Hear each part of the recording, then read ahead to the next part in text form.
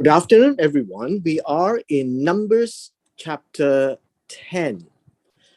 Now, Numbers chapter 10 follows on, and the Lord, and always remember, this is Jehovah, and the Lord spoke to Moses. And always remember, in the narrative that we read, it is always God speaking to Moses and then giving the instructions, and then Moses will go and do something about it. And that's how the narratives work. And it says to Moses, um, the idea of speaking here is davar. Okay, every time you see davar, it means there is an issue, there is a matter, there is a it doesn't have to be a bad thing, right? When God speaks to the prophets, the Navi, he also uses the same expression, and thereby in those situations there are situations to handle. But in this particular thing, God has certain instructions, and that Moses have to pay very close attention to, that regards how the movement of people will be.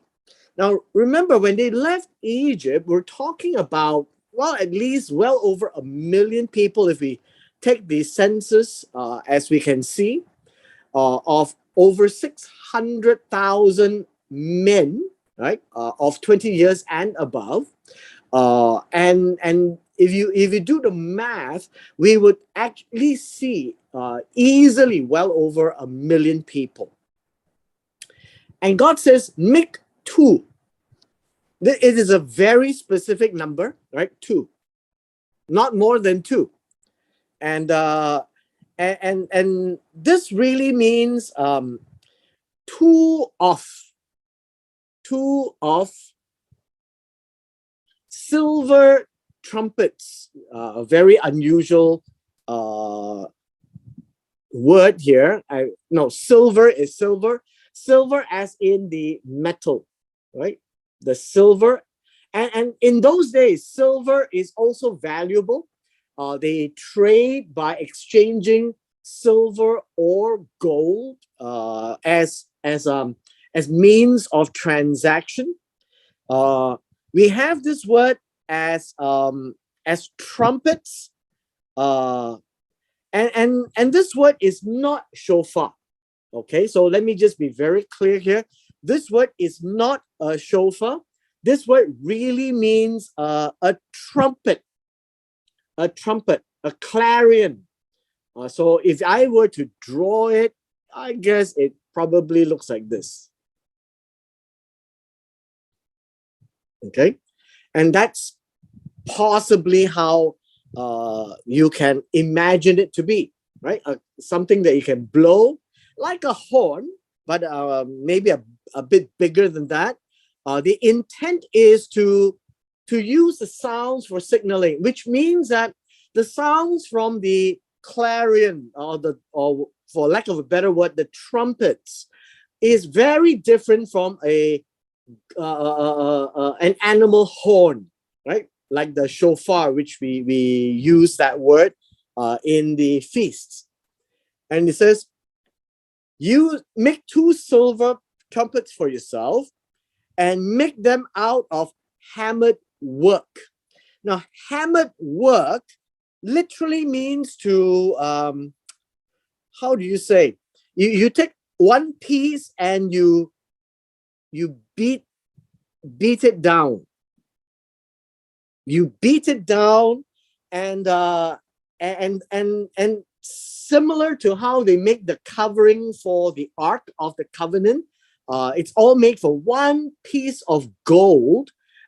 In the trumpets is one piece of silver, and you shape it as you make it, and you shall use them for a couple of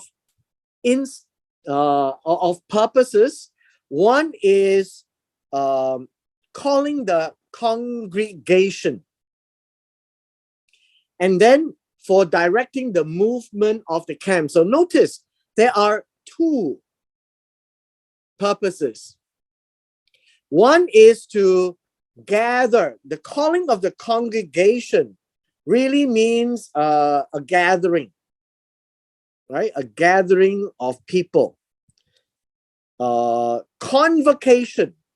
The word calling here, the calling together, basically is a public calling, right? A public calling, using the trumpets as a signal. The second one is to direct the movement of the camps. Now, the camps, remember, there are 13 camps. Why? Because there are 12 plus Levite. So do not forget the Levite. The Levite is camped around the tabernacle, and the 12 other tribes are located north, south, east, and west. And so when they break camp, directing the movement literally means the breaking of camp. Breaking of camp, meaning they are lifting up the tent pegs, they are packing up, and they are about to go. And that's a signal. So the trumpets are used as that signal. When they blow both of them, now in this case, when they blow both of them, the idea here is really to blow it together.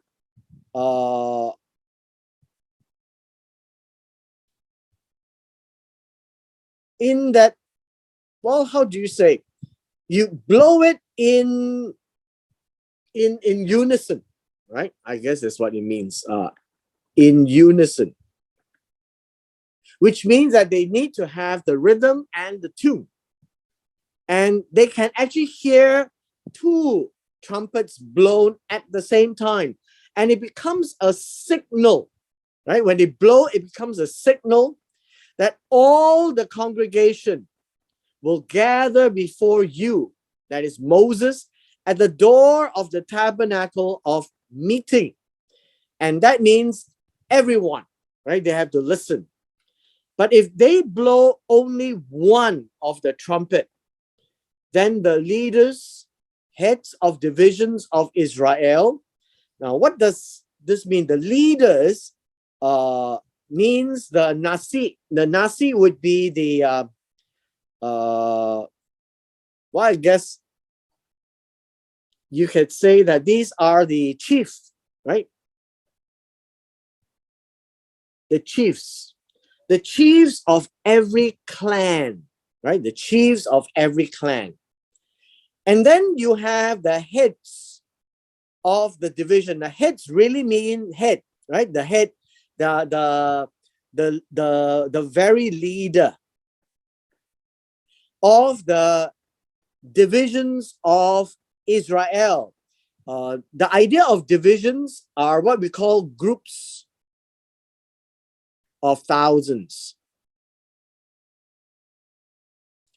And the heads of Israel, or heads of every tribe, would also be the chiefs, meaning they are the ones from every tribe, the lead person, right? The lead person of every tribe. And they shall gather to you. All of these are the leaders coming together. And then when you sound the advance, the camps that lie on the east side shall begin their journey. So what is the advance? Now that is a very interesting expression. When you sound the advance, the word here is teruah. Teruah, we have seen that word from the Feast of Teruah, the Feast of Trumpets. Now, why is it here when it is the Feast of Trumpets called the Feast of Teruah? We have the sound of advance. Well, the word advance and Teruah and the Feast of Trumpets sound appears to us to be quite distinctly different. Well, understand this. This is really a, well, at least in the Hebrew context, they feel that this is about the signal of, how should we say, short blasts. Short blasts.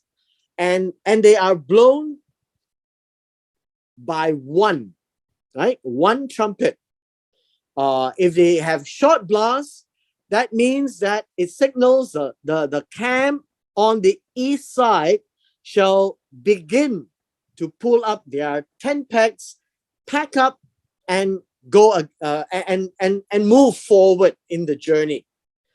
And this one we have read in Numbers chapter 2, right? We have read this in Numbers chapter 2 because Numbers chapter 2 continues the census and describe how they are laid out in their camps.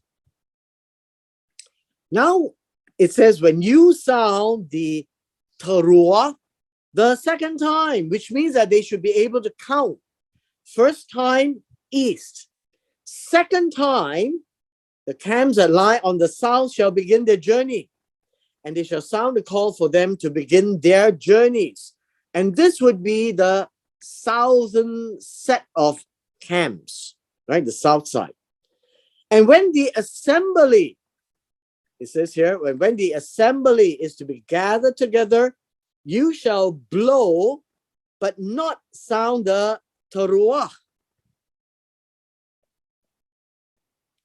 So it's not in short blasts. That's what it means, right?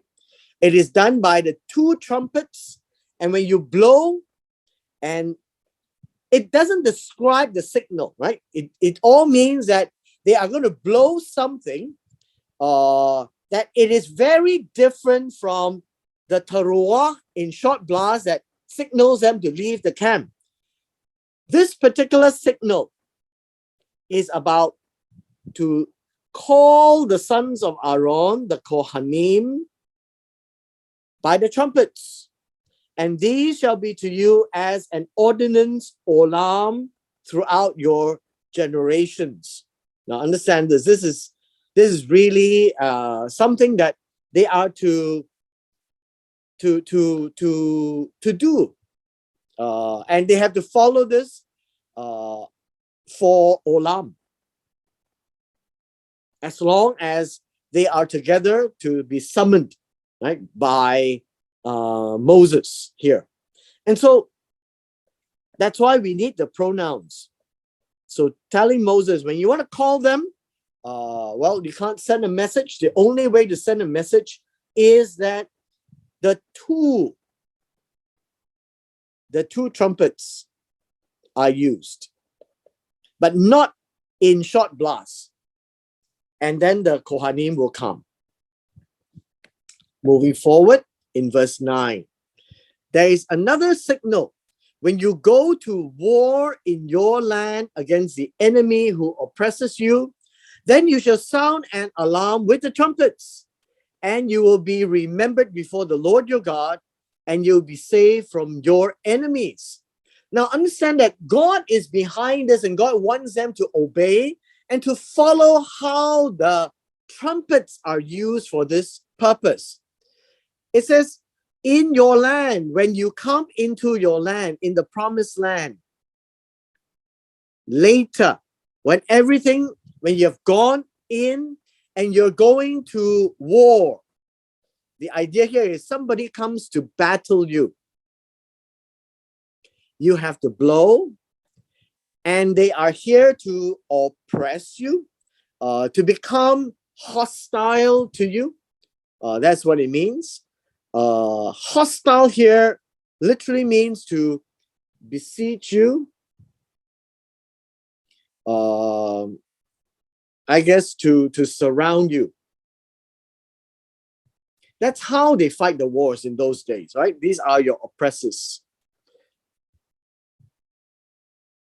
Now, if you have such a battle, you sound an alarm with the trumpets. And again, this one is ruah. And this would be a blast, right? A blast.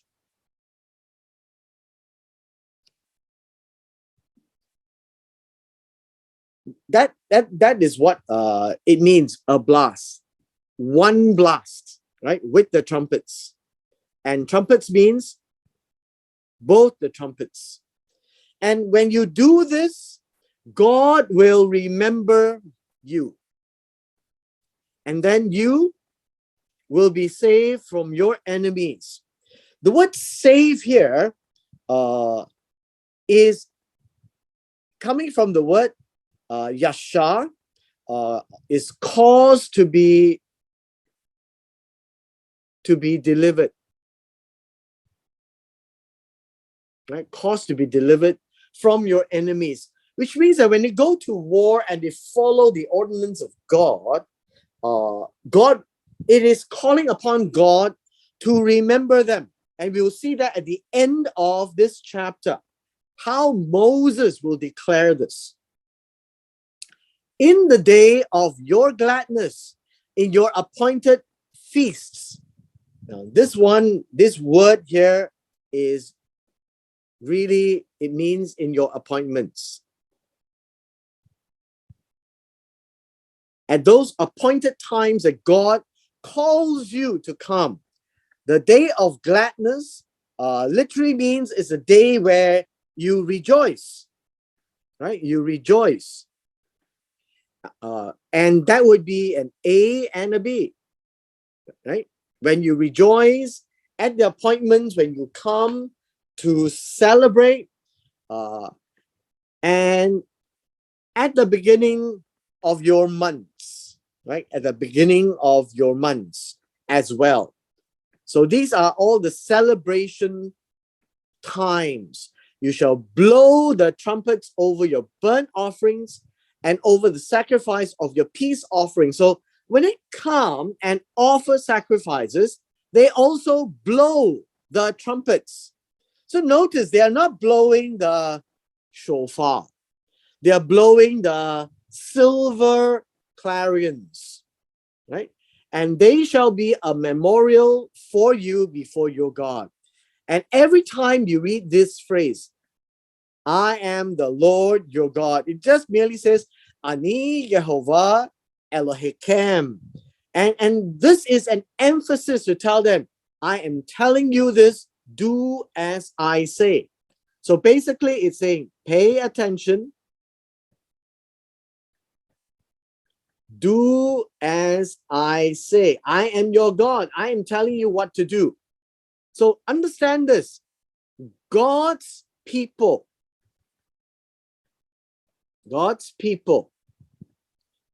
it's based on God's rules. And using the trumpet, and remember, not a shofar, remember, it's a trumpet, and they are to understand the sound signals. And so it's always about hearing, isn't it? Always about hearing. Now comes the beginning of a movement. Now it came to pass on the 20th day of the second month, means that it's the month after the Passover, right? After the Passover, in the second year, then we say that the cloud, remember the cloud was always above the tabernacle or upon the tabernacle. And at night, the cloud looks like a fire and it provides light there at the tabernacle of testimony. And the children of Israel set out from the wilderness of Sinai on their journeys. Then also we would read, and then, right, in verse 12, and then the cloud settled down in the wilderness of Paran. Now, we don't really know exactly where the wilderness of Sinai and the wilderness of Paran, but in my estimation, I would think that it is somewhere at the northern territories of the Arabian Peninsula. So they started out for the first time according to the command of the Lord by the hand of Moses. Now, they have always been at Sinai. And so we read in the book of Exodus, and from the book of Exodus, we came to the book of Numbers. And the reason being is that it continues. And so at the end of the book of Exodus, it is the completion and the preparation of the tabernacle. And so in between, we see that on the second year, which is 1 year after the Exodus, in the first month, they raised up the tabernacle. They had a dedication. They had the Passover service. And then on the second month, they did a census, which is chapter 1 of the book of Numbers. Now we are continuing on the second month. And this continues on from chapter 1, right? Continues on from chapter 1. Let me just put this down. Continues from chapter 1, right? And the chapter 1 is actually in the second month of the second year.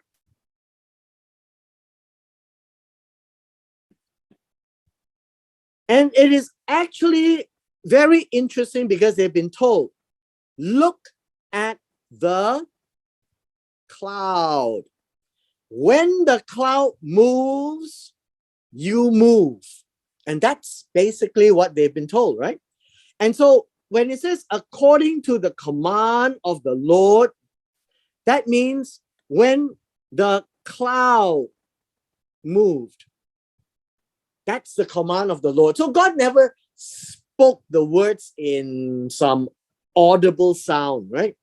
And when it says by the hand of Moses in verse 13, it literally means by the leadership or authority of Moses. And thereby, in this particular instance, they are now ready because the tabernacle is complete. The Ark of the Covenant is there. They have inaugurated it. They have dedicated it. There have been offerings made on it. There is the Passover done, and all the things that God wanted them to experience, to understand the rules of God, that they are under the command of God. They are also recognized as the armies of God, right? The armies of God to serve God in the wilderness. And that is exactly what's happening. The nation of Israel is moving. That's what it is. For the first time. Then we read the standard of the camp of the children of Judah set out first according to their armies. And over their armies was Nahshon, the son of Amminadab. Now, let me just pause here and help us understand a little bit and just recall the flag of the camp of the children of Judah is first to move. Why? Because they are in the east side. They are camped on the east of the tabernacle. And they are the first to move. And we are told that it was Nahshon, the son of Amminadab. And Judah leads the charge. Where did we actually hear this? So let me just briefly jump back to chapter 1. So we are in Numbers chapter 2, not chapter 1, right? Chapter 2. And that is the first time that we saw that every one of the children of Israel should camp by his own flag, right? Flag. They each have a flag, and it's all according to the father's house, but they are camped away from the tabernacle of Moab. On the east side towards the rising sun, again, just to tell you that this is an A and B, those of the standard of Judah will be camping there, and Nashon, the son of Avinadav, shall be the leader of the children of Judah, and thereby we have a census. There is a number that is given by his army, right? Which was 74,600 people, 20 years and above. So Nashon is the leader of the camp of Judah. Now, in this verse, which we just read, the flag of the children of Judah was the first to move. And that was in Numbers chapter 2, according to the rules of Numbers chapter 2. And they are the first to move, and Nashon was assigned as the son of Aminadav. Now, understand that we have this study that we just recently completed, the book of Ruth. And so we have Aminadav, right? It's a Judah clan. And Aminadav had Nashon. And Nashon had Salma or Salmon. And from here, we have Boaz, right? Boaz. And for those of you who are not aware, when we were studying the book of Ruth, we also have Elimelech, which is from here.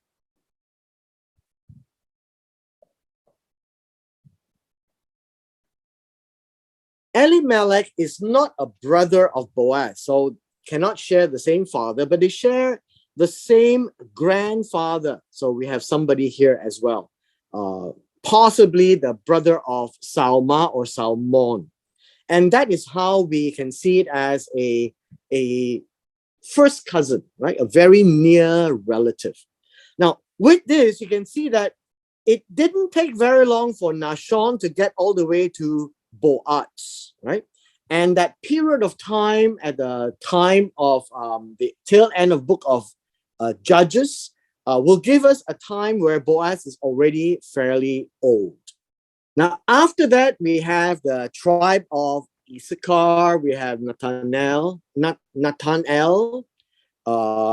then Zebulun, Eliav.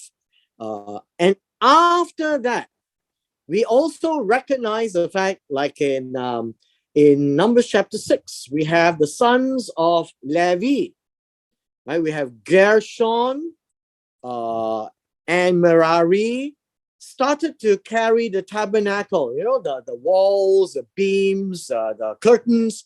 And so they were done by Gershon and Merari.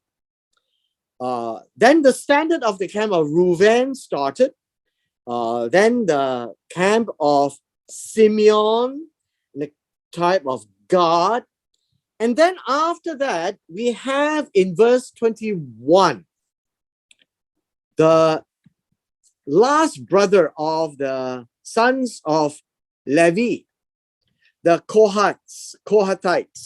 They are carrying the sacred objects, right? The sacred objects.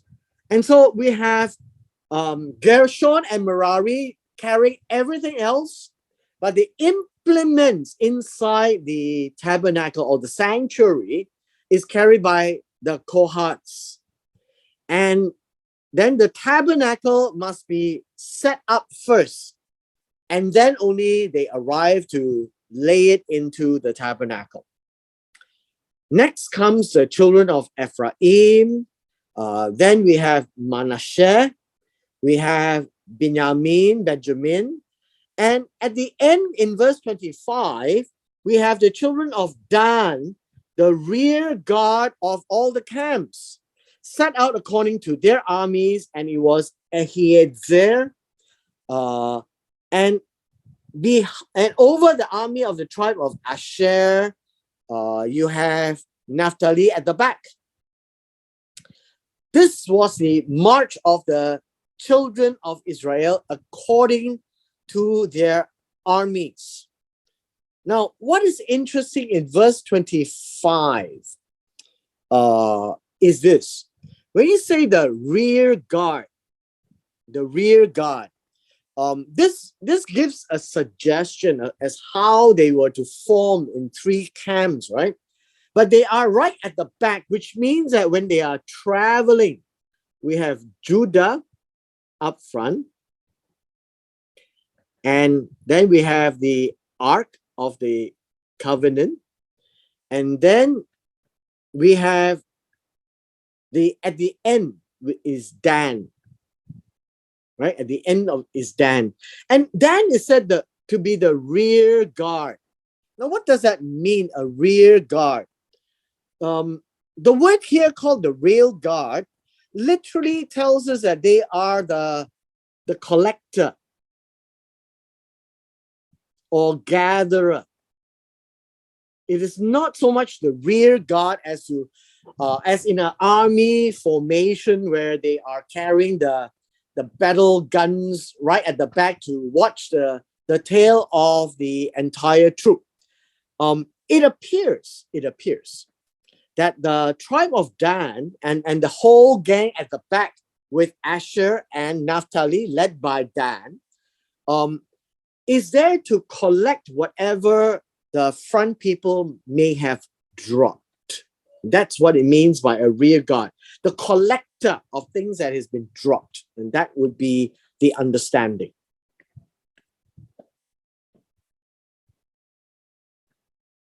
Verse 28, this was the order of the march of the children of Israel. And the idea here is, this is how they moved. That's what it means. This is how they break camp.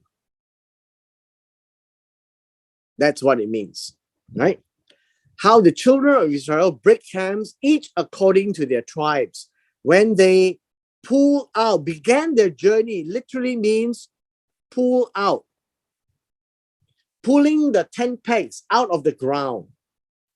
Verse 29 now reflects a little on the family of Moses. Now, Moses spoke to Hovav. Hovav is the son of Ruel, the Midianite, Moses' father-in-law. Now, we have a different name for the father-in-law. Besides Ruel, we know him as Jethro. So whether Jethro is a title, could be a title, right? He's a Midianite priest, lives in the land of Midian. The moment he left Egypt, he came to the land of Midian and met the wives, the children, the daughters of Ruel, and he was married to her. And they were not Egyptians, right? They were Midianites. Now we know of the Midianites in the end of Genesis, where the Midianites and the Ishmaelites were more or less combined with each other. And they know God in some way, because Ruel seems to be a priest, right? A priest. And Moses said to Hovav, the brother-in-law, saying, we are setting out for the place which the Lord said. And this is what God said: I will give it to you. When God says he will give it to them, literally it's about passing the ownership. And this will be reminiscent of how God has given the land earlier to Edom, who are the descendants of Esau. And then further up north would be Moab and Ammon, the two sons of Lot. And God has given them that part of the land. And in Deuteronomy chapters 2 and 3, we also read that Moses then went beyond Ammon and then conquered the land above, all the way to Goshen. All the way to Bashan. And that was the land, the first piece of land that they conquered and God gave to them. So this idea of giving is that God has given to very specific groups of people, to the Edomites, to the Moabites, as well as to the Ammonites.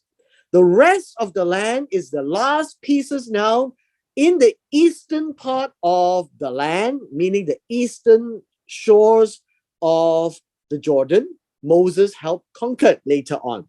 And then Joshua would help them conquer in the western shore of the Jordan.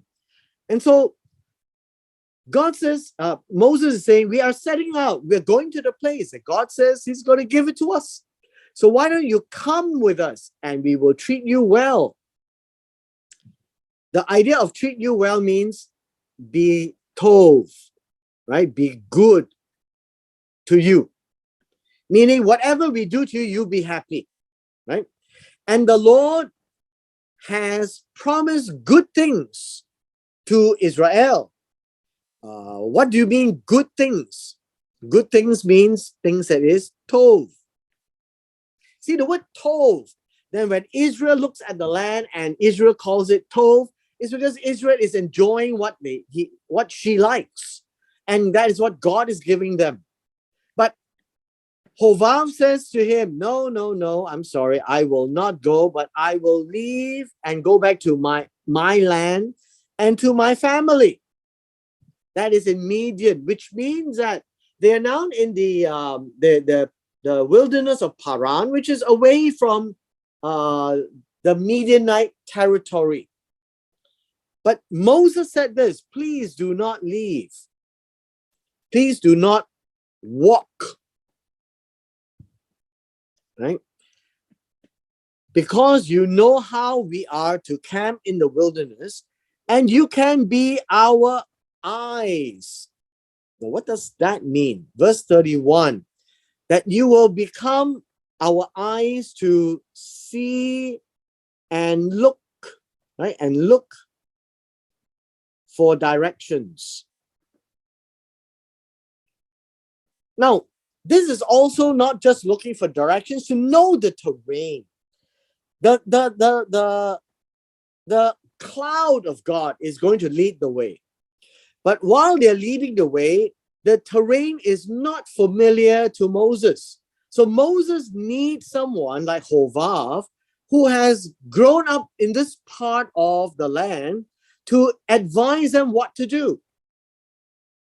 And so he says, it shall be if you go with us, and indeed it shall be that whatever good the Lord will do to us, the same we will do to you.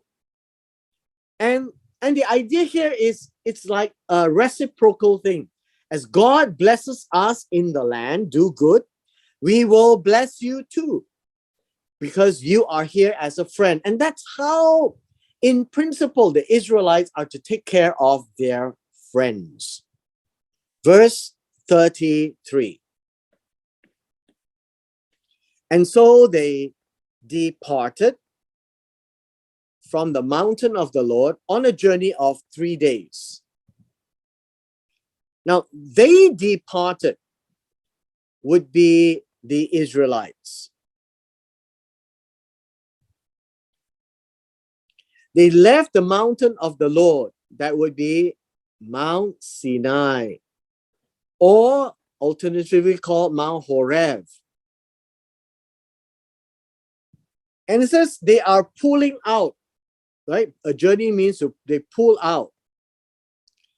The journey was 3 days.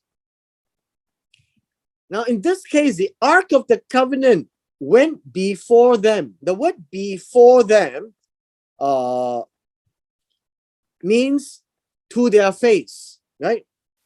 To their face. Meaning they are the people are moving in a particular direction. God calls them to move. And the Ark of the Covenant is moving ahead. So this is their face. And this is where they could see the Ark of the Covenant being carried, right? And that is where the Ark of the Covenant moves ahead first for the 3-day journey to search out a resting place for them. The cloud of the Lord was above them by day. Above them means above the people.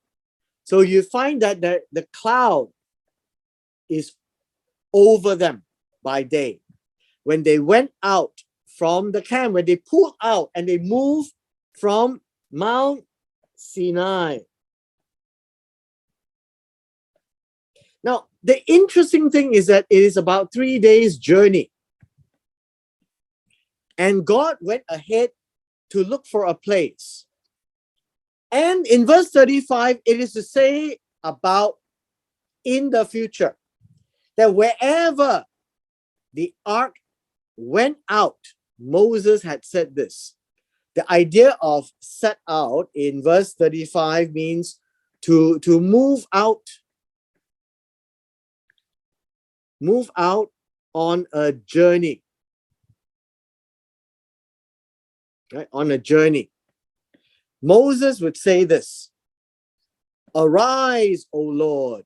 This rise up, arise, O Lord, Jehovah. And it says, let your enemies be scattered. The word scattered literally means to spread out, right? To spread out, to be dispersed.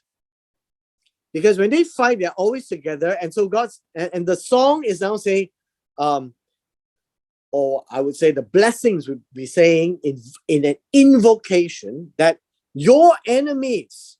So notice, it is saying about your enemies. How is it? It is God's enemies.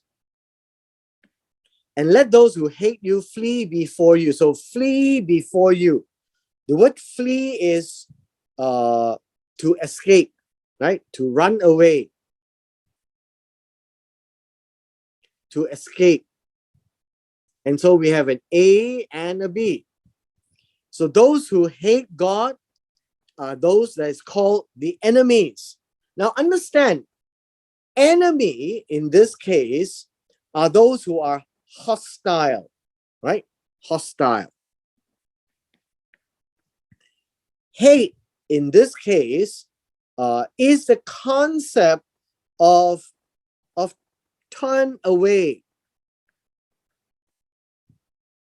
So the idea here is if you are friends, you hug each other.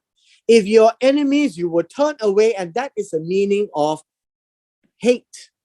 That is combined with hostile, the enemies. That's an A and a B.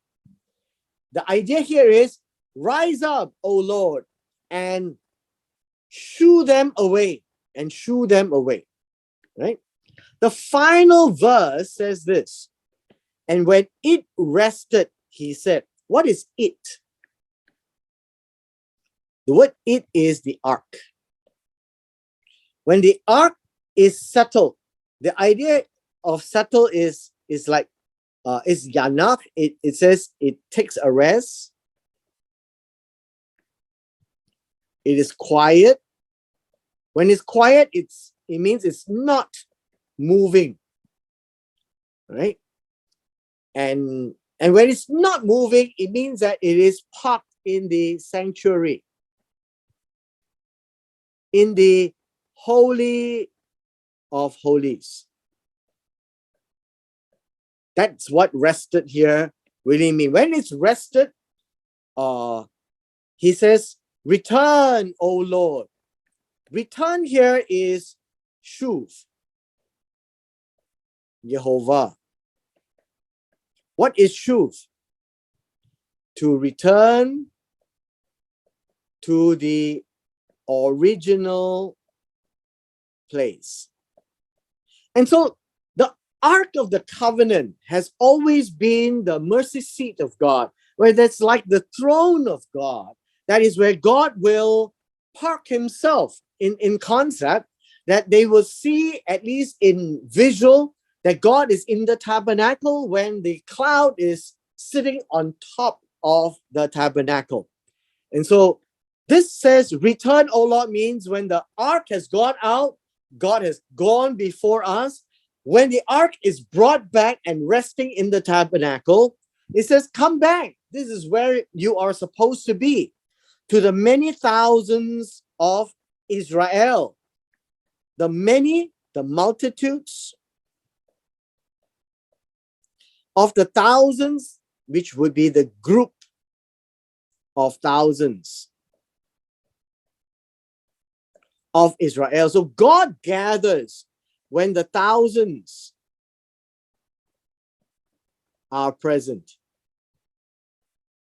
So this is actually a ritual invocation by Moses, right? Very important. By Moses is to signify the principle of the movement of the ark.